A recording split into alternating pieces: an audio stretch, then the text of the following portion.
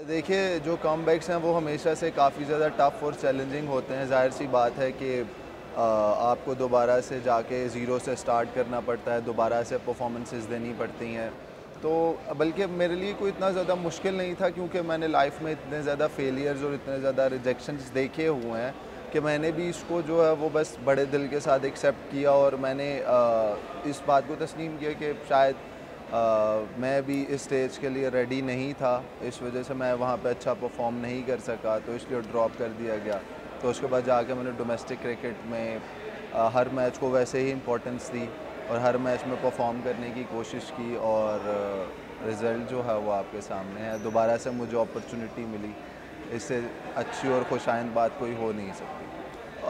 देखिए, जब आप पाकिस्तान खेल लेते हैं तो फिर मेरे ख़्याल में आपके ऊपर एक एक्स्ट्रा रिस्पॉन्सिबिलिटी आ जाती है कि पाकिस्तान खेलने के बाद आपको जाकर डोमेस्टिक में ये प्रूव करना है कि आप पाकिस्तान क्यों खेले हैं। ठीक है, ये मेरा पर्सपेक्टिव है, ये मेरा स्कूल ऑफ थॉट है।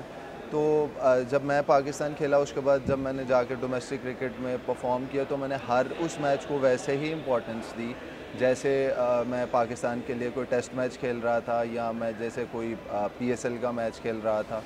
तो मैंने उसी तरह से उस पूरे क्या कहते हैं, इस एक साल के पीरियड को उसी तरह से इम्पोर्टेंस दी, और हर मैच में परफॉर्म करता रहा। हर मैच में वही इंटेंसिटी, वही एटीट्यूड, वही कमिटमेंट, वही डेडिकेशन जो है वो मैं देखिए, ये सीज़न जो था वो मेरे लिए सबसे ज़्यादा टफ़ भी था और सबसे ज़्यादा इम्पोर्टेंट भी था।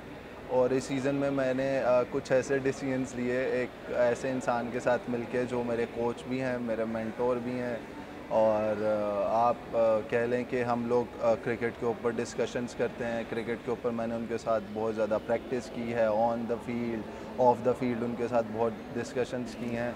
और वो इस टाइम पाकिस्तान फील्डिंग टीम के पाकिस्तान अंडर 19 टीम के फील्डिंग कोच हैं, मंसूर अमजद, पाकिस्तान से खेल चुके हैं।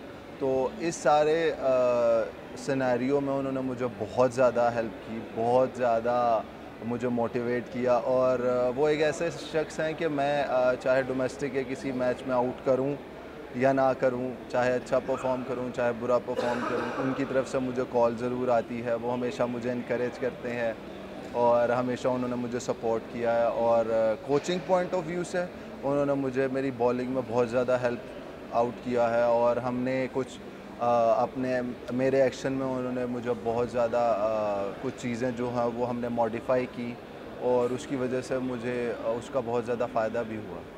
4 साल मैंने कंसेक्यूटिव टॉप किया, तो तब मेरा हाइपर एक्सटेंशन होता था, हाथ जो था वो काफ़ी पीछे जाता था, जिसकी वजह से मुझे बैक के थोड़े से इश्यूज़ रहते थे, और तो हमने उसके ऊपर काम किया, उस हाइपर एक्सटेंशन को ठीक किया। और इस तरह के छोटे छोटे एस्पेक्ट्स हैं जिसमें रिस्ट पोजीशन को ठीक किया, और सर्कल को जो एक शायद बहुत ज़्यादा लोग जो हैं वो बॉलिंग आर्म की रोटेशन को ना समझ सकें, उसके ऊपर हमने काफ़ी ज़्यादा काम किया। और ये सारा जो प्रोसेस है ये ड्यूरिंग द सीज़न भी चलता रहा और ऑफ द सीज़न भी चलता रहा। देखिए, फैमिली ने तो हमेशा एट द स्टार्ट मुझे कभी सपोर्ट नहीं था किया। वो चाहते थे कि मैं पढ़ूं। उन्होंने हमेशा इम्पोर्टेंस ऑफ एजुकेशन पर यानी आप कह सकते हैं उसको फोर्स किया मुझे कि मैं पढ़ूंगा तो क्रिकेट खेलूंगा। तो देन जब आहिस्ता आहिस्ता मैं फ्लरिश करता गया क्रिकेट की फील्ड में, देन वो बहुत ज़्यादा सपोर्टिव भी होते रहे। और जाहिर सी बात है, बेशक वो उस टाइम मुझे सपोर्ट नहीं थे कर रहे, लेकिन हर माँ बाप की यही ख्वाहिश होती है कि उनका बच्चा जो है वो उसका फ्यूचर जो है वो सिक्योर रहे।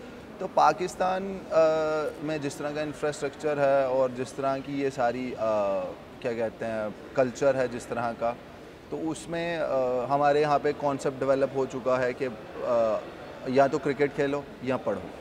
हम जब क्रिकेट खेलते हैं तो पढ़ाई को टोटली छोड़ देते हैं। मुझे ये लगता है कि ऐसा नहीं होना चाहिए, क्योंकि जब हम लोग फिर क्रिकेट से रिटायर होते हैं तो फिर हमारे पास करने के लिए कुछ नहीं होता। तो मैं ये चाहूँगा कि जितने भी यंगस्टर्स हैं वो पढ़ाई को भी वैसे इंपॉर्टेंस दें, क्योंकि ये आपको क्रिकेट में बहुत ज़्यादा हेल्प आउट करेगी। और पेरेंट्स जो हैं, अगर आज मैं आपके सामने बैठा हूँ तो उनकी दुआओं की वजह से ही बैठा। देखिए, बॉलिंग तो मैं डार्विन टूर में काफ़ी अच्छी कर रहा था, लेकिन मुझे उस तरह के फ्रूटफुल रिजल्ट्स नहीं थे मिल रहे। पहला 4 डे गुजर गया, मैं बहुत अच्छी बॉलिंग करने के बावजूद जो है वो आउट नहीं कर पाया, तो काफ़ी ज़्यादा फ्रस्ट्रेटेड था।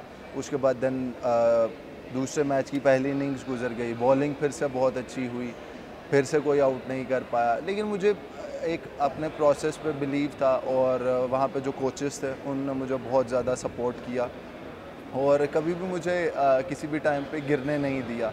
और फिर वो सेकंड इनिंग में वो क्रूशल स्पेल जिसमें मैंने लगातार जो है वो 24 ओवर करवाए, पहले 10 ओवर का स्पेल किया, क्योंकि काशिफ जो थे वो इंजर्ड हो गए थे, काशिफ अली जो हमारे साथ बॉलिंग कर रहे थे, तो फिर वो एक एक्स्ट्रा रिस्पॉन्सिबिलिटी आ गई हम दोनों फास्ट बॉलर्स पे। तो वहाँ से खुर्रम शहजाद बॉलिंग कर रहे थे मेरे साथ, तो वहाँ से बॉलर चेंज हो जाता था, लेकिन मैं यहाँ से कॉन्टीन्यूसली बॉलिंग करता रहा।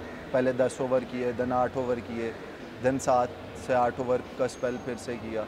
तो मेरे लिए इस तरह के लंबे स्पेल्स करना कोई नई बात नहीं है, मेरे प्रोसेस का हिस्सा है।